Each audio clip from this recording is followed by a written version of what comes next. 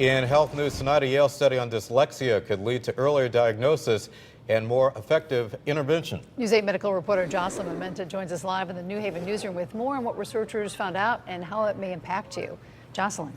Ann and Keith, these Yale researchers dug deeper into the genetics of dyslexia, a reading disability, and as well as language impairment. By doing so, they found the genes that increases the risk for these common learning disabilities.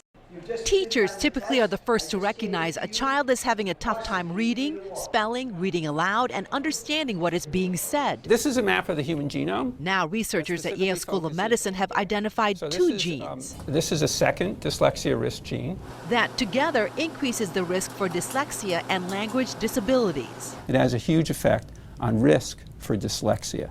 And so that can actually increase the risk for dyslexia almost 8-fold over the general population. What Dr. Jeffrey Gruen and his research unit have pinpointed could lead to an even earlier diagnosis of kids with dyslexia and impaired language skills. Probably half the time in the United States, kids are misdiagnosed for dyslexia. They studied DNA samples of 10,000 children provided by British scientists to identify the genes. Important data for parents with children with dyslexia. There's a certain amount of validation that they seek, and that this will help them do that. It will also, we're able to help them get the kind of resources and interventions that they need, which are always provided on a local level. More studies are underway.